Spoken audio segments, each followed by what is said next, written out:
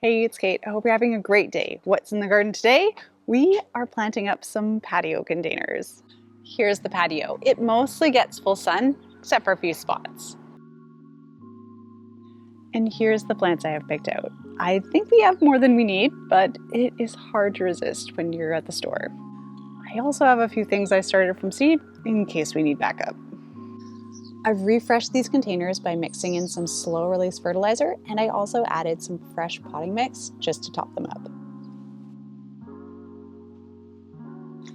Okay, let's get started.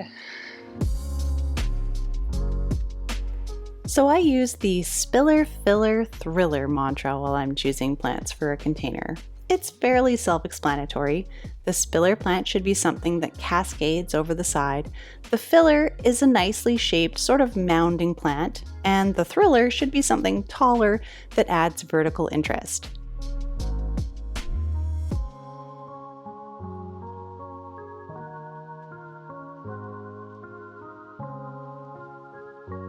Now, if you're putting together a container, you don't have to be really strict about your plants fitting into this mold. Once you understand how the thriller, filler, spiller combo works, you can push the boundaries to make it work for you.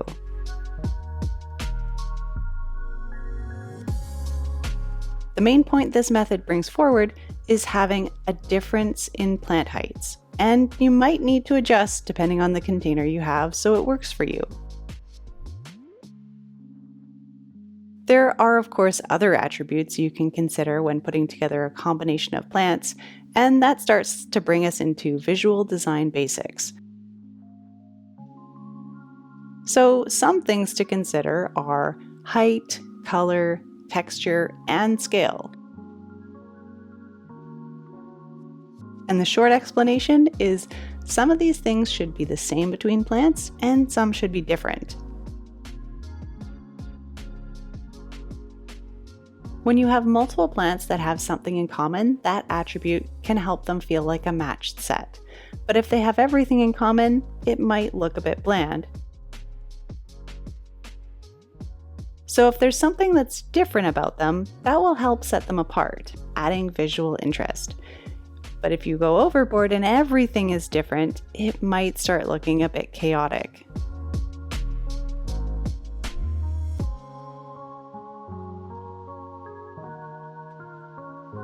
So it's a balancing act of mixing and matching plant attributes to make them look good together.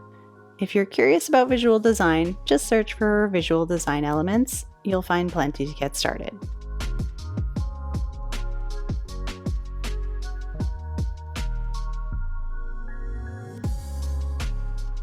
So have I used these principles on my containers? Well, somewhat, but I'd say not very well.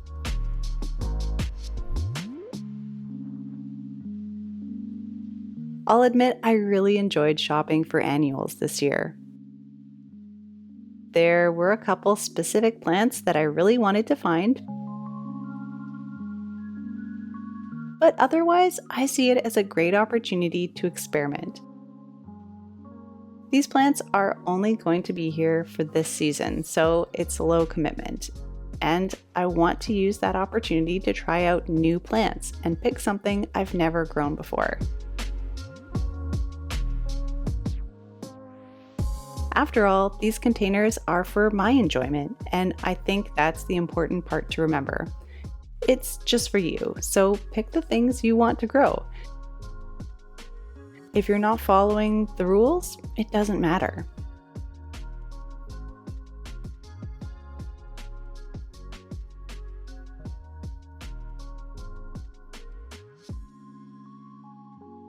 The only rule that does matter is you need to like it. Hopefully everything will grow well. So thanks for watching, and I'll see you next time.